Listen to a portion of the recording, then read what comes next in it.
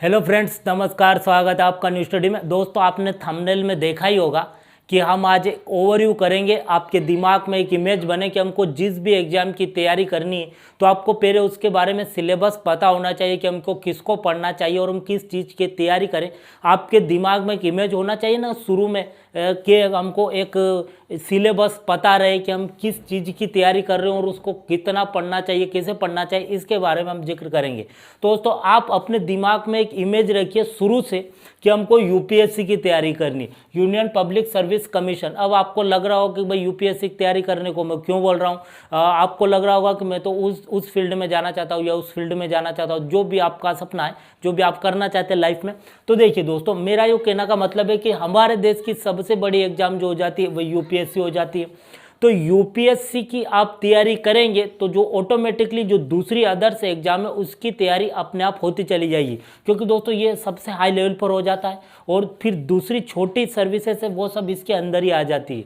तो देखिए दोस्तों, आप मैं यूँ नहीं कहता कि जितने इसके सिलेबस में, यूपीएससी के सिलेबस में जो सब्जेक्ट होते हैं वो दूसरी सर्विस, दूसरी एग्जाम की आप देना चाहते हैं उसमें भी वही होंगे। नहीं दोस्तों, उसमें कुछ इसके सिलेबस में जो सब्जेक्ट वो हट सकते हैं और दूसरे जो वो कुछ इंक्लूड हो सकते हैं, लेकिन अधिकतर मोटा मोटा आपको याद रखना है कि इसमें कुछ इंपॉर्टेंट सब्जेक्ट है वो दोस्तों सिलेबस में वो आप कवर कर लेते हैं। तो चाहे कोई सी भी एग्जाम हो वो उसमें काम होगा दोस्तों, अगर सिलेबस में वो है तो काम आएगा। जैसे कि आपने हिस्ट्री कवर किया तो हिस्ट्री यूपीएससी में तो है, लेकिन क्या दूसरी एग्जाम होगी उसमें अगर हिस्ट्री है तो क्या हिस्ट्री तो एक ही रहता है, किसी में भी आ सकता है। किसी एग्जाम पॉलिटिकल साइंस एक है तो किसी जो भी एग्जाम देंगे चाहे पॉलिटिकल साइंस है उसमें तो वो तो आ सकता है। इकोनॉमिक्स, दोस्तों मैं वही कहना चाहता हूँ कि यूपीएससी हाई लेवल में, ऊपर लेवल में हो जाता है।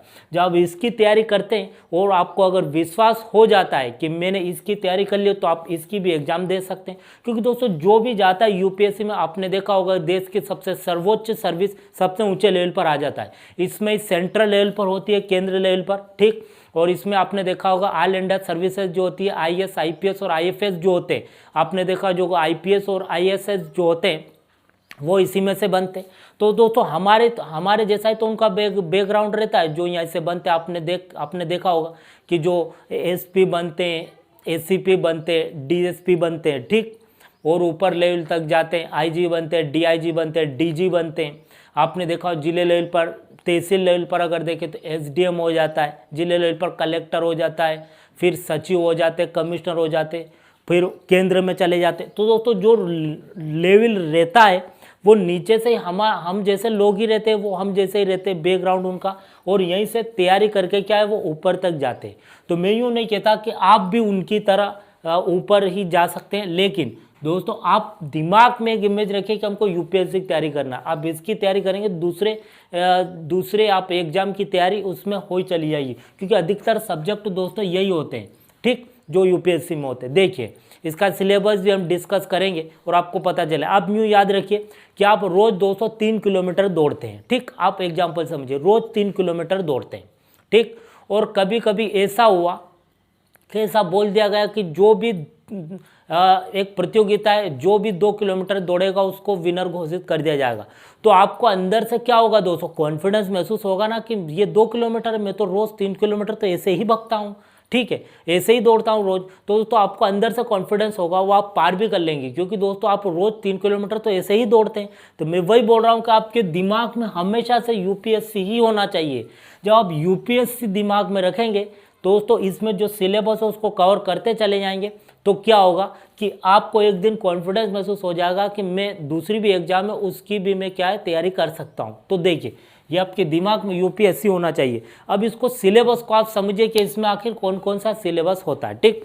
आपने सर्विसेज तो देख ली, अब इसमें क्या क्या हमको पढ़ना होता है, किस तरह से होता है। दोस्तों आपको बेसिक जानकारी भी होनी चाहिए कि हमारे देश में जो यूपीएससी सबसे उच्च सर्विस है उसमें किस तरह से पूरी प्रक्रिया होती है। देखिए इसमें 3 चरण होते हैं, आपको पता होगा 3 चरण में एग्जाम संपन्न होती है। एक तो होता है मेंस, एक होता है प्रीलिम और होता है इंटरव्यू, जो कि हर एग्जाम में होता है। मेंस दोस्तों छठवीं एग्जाम होती है, जिसमें जितने भी कैंडिडेट फॉर्म भरते हैं वो सब एग्जाम देते हैं। एक 4 ऑप्शन रहते हैं उसमें, जो कि आपने देखा ऑब्जेक्टिव टाइप, और उसमें हमको एक को टिक करना होता है। इसमें जितने भी जो दूसरा जो अच्छे से पढ़ाई करते हैं दोस्तों वो ऊपर चले जाते हैं, मतलब वो पास हो जाते हैं, और दूसरे बाकी सब बाहर निकल जाते हैं। तो फिर होता है मेंस। मेंस दोस्तों क्या होता है कि ये एक तरह से मेन एग्जाम होता है, इसलिए इसका नाम मेंस है। दोस्तों जो प्रीलिम्स होता है वो केवल छटनी एग्जाम है, उसमें पास नहीं हुए आप, उसमें केवल मेंस की परीक्षा देने के लिए पास हुए आप, यूपीएससी क्लियर नहीं किया आपने। और दोस्तों फिर मेंस में जो सिलेबस होता है वही आपको मैं बताऊंगा। और फिर होता है इंटरव्यू। आप इंटरव्यू दे देते हैं तो उसके बाद में फिर आपकी जो भी आपकी रैंक आती है उस रैंक के हिसाब से आपको दोस्तों पद मिलता है। आपकी सबसे अच्छी रैंक आती है तो आपको आईएएस मिलेगा, जिसको इंडियन एडमिनिस्ट्रेटिव सर्विस बोलते हैं, ठीक, वो मिलता है। जिसमें आप देखते हैं तो जो तहसील लेवल पर जो एसडीएम रहते हैं, फिर दोस्तों प्रमोशन हो जाता है तो जिले में कलेक्टर हो जाते हैं, ठीक, फिर संभाग लेवल में कमिश्नर हो जाते हैं, फिर मंत्रालय में चले जाते हैं, फिर केंद्र में चले जाते हैं। दोस्तों ये प्रक्रिया होती है आईएएस की। फिर आईपीएस होता है जो पुलिस सर्विस देखते हैं आप, तो उसमें जो जिले लेवल पर एसपी होता है, ठीक, और बड़े बड़े महानगरों में एससीपी होता है, डीसीपी होता है, तो वही, ठीक। फिर उसके बाद में आईजी, डीआईजी और फिर डीजी तक पुलिस लेवल में, और आईएफएस जो फॉरेस्ट सर्विस रहती है वो। तो ये बेसिक सा मैंने बताया कि यूपीएससी में इस तरह से होती है। अब उसका सिलेबस हम देखते हैं। इंटरव्यू 3 चरण, प्रीलिम्स, मेंस और इंटरव्यू, आपने तीनों देखे। अब देखिए इसके दोस्तों मेंस में जो इसका सिलेबस है आपको पता होना चाहिए, जो हर एग्जाम में लगभग काम आएगा। मैं पूरा नहीं बोल रहा हूँ, लेकिन समथिंग 70 to 80% तो काम आता ही दूसरी भी एग्जाम में। क्योंकि दोस्तों हिस्ट्री आप पढ़ेंगे तो हिस्ट्री क्या दूसरे एग्जाम में काम नहीं आएगा, सब एग्जाम में आता है, जिस एग्जाम के सिलेबस में हिस्ट्री है। देखिए अब आपको इसके तीन तरह के अलग अलग पेपर होते हैं। एक होता है जीएस का, किसका होता है, एक होता है जीएस का एग्जाम होता है, ठीक। जीएस के बाद में अगर इसमें देखा जाए तो फिर होता है इसमें एक होता है ऑप्शनल, जो हमको विषय चुनना होता है। क्या होता है, विषय चुनना होता है, ठीक है, विषय चुनना होता है। और एक होता है ऐसे निबंध का। तो इन तीनों को हम देखेंगे, क्या करेंगे, इन तीनों को हम देखेंगे। देखिए दोस्तों सबसे पहले हम देखते हैं कि जो जीएस होता है, जीएस के 4 पेपर होते हैं। अब 4 पेपर कौन कौन से होते हैं आपको पता होना चाहिए। सबसे पहला जो पेपर होता है इसमें आपको याद रखना है, इसमें आता है इतिहास। इतिहास जो हिस्ट्री होता है हमारा, इतिहास चाहे इंडियन हिस्ट्री हो या चाहे वर्ल्ड हिस्ट्री हो, आपको उसकी समझ होनी चाहिए, ठीक। एक हो जाता है हमारा इतिहास। इतिहास के बाद में एक हो जाता है भूगोल, जो हमारे ज्योग्राफी होता है। तो 2 सब्जेक्ट तो आपको बिल्कुल एक तरह से कह सकते हैं कि आप शुरू से हर चीज़ को समझते रहिए। आप इतिहास की जो भी घटना घटी आप कहाँ से भी पढ़े उसको अपने माइंड में आप इमेज बनाते रहिए कि अच्छा पहले के समय ऐसा हुआ था, अच्छा अकबर ऐसे रहता था, अच्छा अंग्रेज ऐसे आए थे, जो भी आप। और दोस्तों आप चैनल पे जाएंगे तो आपको इतिहास की जानकारी यहाँ से मिल जाएगी। ज्योग्राफी में आपको दोस्तों ब्रह्मांड के बारे में, कैसे क्या बना, पूरे वर्ल्ड के बारे में, इंडिया के बारे में, सब कुछ ज्योग्राफिकल आपको पता होना चाहिए, ठीक। और एक दूसरे को दोस्तों आप सब्जेक्ट को इंक्लूड करिए। जो इतिहास की आप बात सुनते हैं वो किस जगह की है, वो दोस्तों भूगोल हो जाता है। और भूगोल में आप क्या करना है कि यहाँ पहले क्या हुआ था, दोनों सब्जेक्ट एक दूसरे से लिंक होते हैं, ठीक। फिर एक दोस्तों सोसाइटी का एक हो जाता है समाजशास्त्र का, जिसमें कला एवं संस्कृति कि पिछले समय क्या हुआ था, कैसे क्या राजे महाराजे रहते थे, उस समय समाज की क्या दशा थी, जातियां कैसे थी, किस तरह से व्यवस्था चलती थी। दोस्तों एक सोसाइटी का, एक समाज शास्त्र का यहाँ पर एक सब्जेक्ट बनता है। ये कितने हो जाते, तो ये पहला अपना जीएस फर्स्ट हो जाता है, ठीक। अब देखिए जीएस सेकंड आते हैं। जीएस सेकंड में कुछ नहीं करना, आपको राजनीति विज्ञान को समझना है, जो पॉलिटिकल साइंस होता है। तो राजनीति विज्ञान जो कि आपने देखा होगा, इसमें हमारा कॉन्स्टिट्यूशन आ जाता है, हमारा संविधान कैसे बना, उसके 22 भाग, प्रधानमंत्री का शक्तियाँ, पावर, राष्ट्रपति की राज व्यवस्था, और आईआर इंटरनेशनल रिलेशनशिप्स, ये आपको पता होने चाहिए। जैसे हमारा संविधान आ जाता है, ठीक। संविधान के बाद में अगर देखें राज व्यवस्था, ठीक है, राज व्यवस्था आ जाती है, और आईआर आ जाता है इंटरनेशनल रिलेशनशिप, जो कि करंट काफ़ी होता है दोस्तों। हमारे प्रधानमंत्री किस देश में गए, कहाँ हुआ, वहाँ की वार्ता में क्या हुआ, जो G20 वार्ताएं होती है, और हमारे देश के किसके साथ अच्छे संबंध, हमने किससे हथियार खरीदे, किसको बेचे, दोस्तों आप सुनते हैं न्यूज़ वगैरह में, वो सब आईआर में ही आता है। तो करंट में काफ़ी जुड़ता रहता है कौन, ये आईआर, इंटरनेशनल रिलेशनशिप्स, ठीक। तो ये दोस्तों ये सेकंड हो जाता है। राजनीति में कॉन्स्टिट्यूशन हमारा, राज व्यवस्था और आईआर। फिर जीएस 3 होता है। जीएस 3 दोस्तों हम यूपीएससी का सिलेबस देख रहे हैं, ठीक है। GS3 होता है। GS3 में आपको ध्यान रखना है इकोनॉमी, जो हमारा अर्थशास्त्र होता है, इसको देखना होता है। और science and tech, science and tech में दोस्तों आपको याद रखना है कि विज्ञान एवं प्रौद्योगिकी भी इसमें आता है। क्या आता है? विज्ञान एवं प्रौद्योगिकी।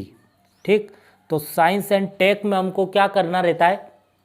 देखिए, हमारी जो निर्माण हुआ दोस्तों, इसमें साइंस नहीं आता है, जो नेचुरल साइंस है वो नहीं आता है, साइंस एंड टेक आता है एडवांस लेवल में। स्पेस टेक्नोलॉजी, हमने कौन सा सैटेलाइट छोड़ा, कितने छोड़े, किस देश के साथ हमारे संबंध है सैटेलाइट छोड़ने के लिए दोस्तों, सब कुछ ये। और डिफेंस टेक्नोलॉजी, कौन सा हथियार कैसे बनाया, किससे खरीदा है, सब इंफॉर्मेशन कम्युनिकेशन जो टेक्नोलॉजी होती है दोस्तों, वह इसमें इंक्लूड करना चाहिए। इसके बाद में एक और आता है पर्यावरण, है ना, इन्वायरमेंट एंड इकोलॉजी का एक हो जाता है। और यहाँ पर आपको अगर देखें तो एक और हो जाता है आपदा प्रबंधन, एक होता है जो कि एक ज्योग्राफी का ही हो जाता है, लेकिन आप यहाँ समझिए आपदा प्रबंधन जो कि ज्योग्राफी का एक पार्ट हो जाता है, चाहे यहाँ आए चाहे यहाँ एक ही बात है। तो आपदा प्रबंधन भी, जो समस्या आती है, बाढ़ आती, सूखा आती, किस तरह से आती, किस तरह से हम बच सकते हैं, और जितनी प्रकार की जो त्रासदी आती है, जो आपदाएँ आती है, समस्या आती है, उससे किस प्रकार से हम निपट सकते हैं दोस्तों, उसको भी हम यहाँ पर देख सकते हैं। ठीक, तो ये एक यहाँ पर तीसरे जो हमारा खंड होता है जो GS3, उसमें यहाँ पर इंक्लूड होता है। एक जो GS सेकेंड है, उसमें यहाँ पर आप इंटरनल सिक्योरिटी यहाँ पर आप कवर कर सकते हैं, जो कि इंटरनल सिक्योरिटी हमारी जो राष्ट्रीय सुरक्षा है उसको किस प्रकार से हम देख सकते हैं दोस्तों। यहाँ पर क्या हमारी व्यवस्था है, किस प्रकार से हमारी तैयारी है दूसरे देशों से, दुश्मन देशों से लड़ने के लिए, वो यहाँ पर एक और पार्ट बन जाता है GS सेकेंड में। ठीक है, तो ये 3 पार्ट हो जाते हैं, मतलब 3 GS तक कवर कर चुके। चौथा जो आता है वो आता है एथिक्स। क्या आता है? नीति शास्त्र। क्या आता है? नीति शास्त्र, जो इसमें इंक्लूड किया गया है।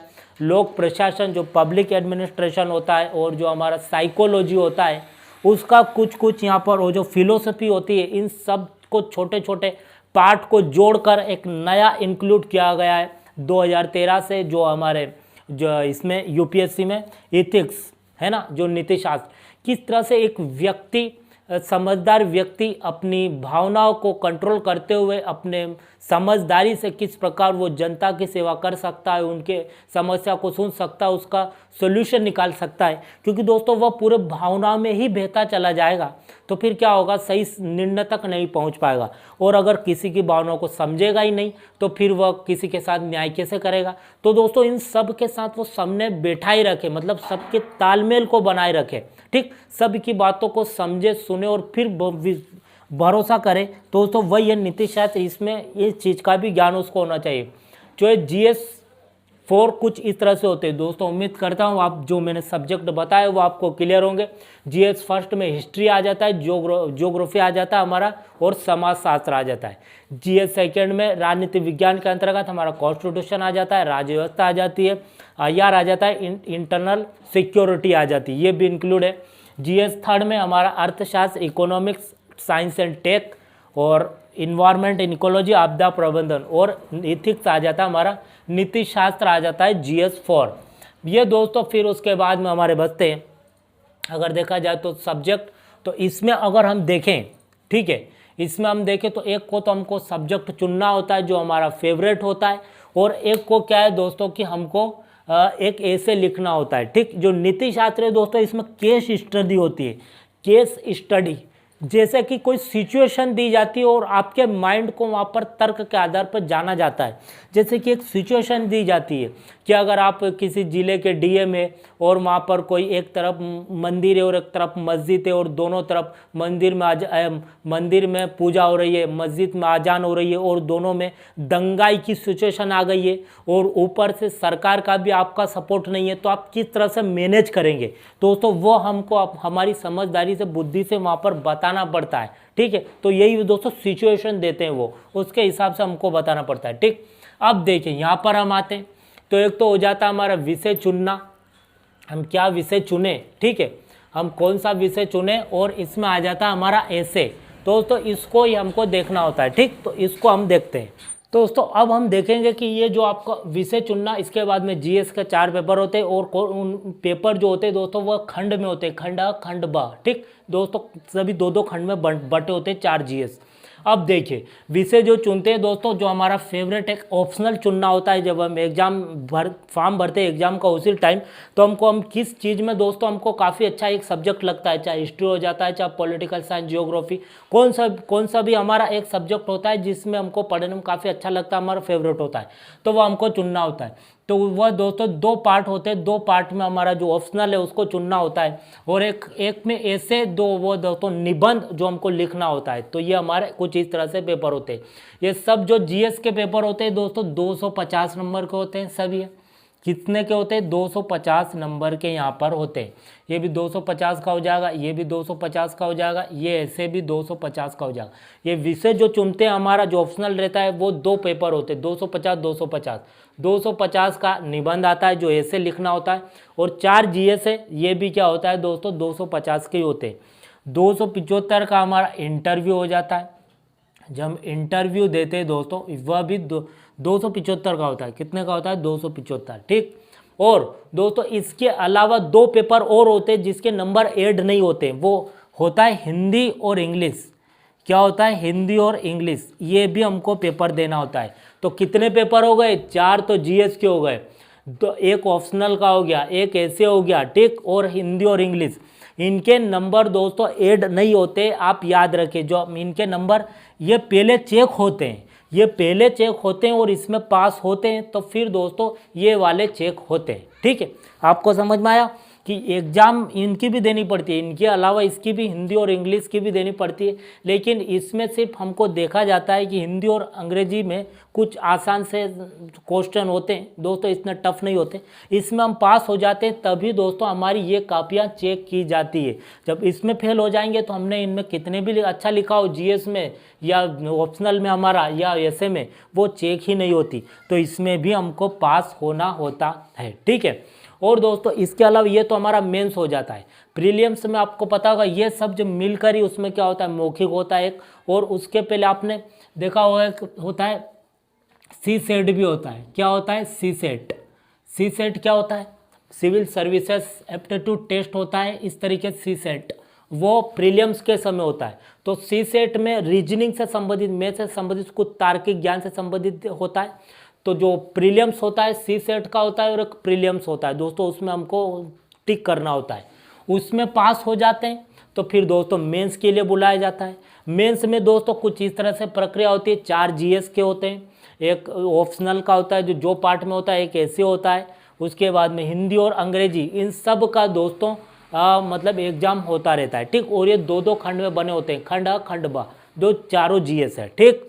अब देखिए इसमें हमको फिर हिंदी और अंग्रेजी का पहले चेक होता है, ये चेक इसमें पास हो गए तो फिर इनमें चेक होता है, चारों जीएस में हमारा ऑप्शनल चेक होता है और ऐसे चेक होता है, इन सब में हम चेक पास हो जाते हैं तो फिर हमको इंटरव्यू के लिए बुलाया जाता है, ठीक। जब इंटरव्यू के लिए बुलाया जाता है तो इसके बाद में क्या है, वहाँ पर हमसे सवाल पूछे जाते हैं, सब कुछ हमारी लाइफ से संबंधित, करियर से संबंधित, इस एग्ज़ाम में आप क्यों दिया आपने, आप क्या करेंगे एग्ज़ाम में, यहाँ पर हमने सेलेक्ट कर लिया तो आप क्या कर सकते हैं दोस्तों, ऐसा सब कुछ पूछा जाता है, ठीक। तो हमारे समझदारी से हम एक मतलब कि उनका सवाल का जवाब दे सकते हैं, और फिर उसके बाद में हमारी रैंक डिसाइड होती है, रैंक के हिसाब से हमको क्या होता है कि सर्विसेज मिलती है। तो दोस्तों ये यूपीएससी की पूरी प्रक्रिया को मैंने बताया, और जितने भी आप सब्जेक्ट देखते हैं इसकी आप जानकारी लेना चाहते, पढ़ना चाहते, तो इस चैनल पे आप जाएंगे दोस्तों, आपको वहाँ से आसानी से मिल जाएगा। दोस्तों उम्मीद करता हूँ आपको समझ में आया होगा। Thank you.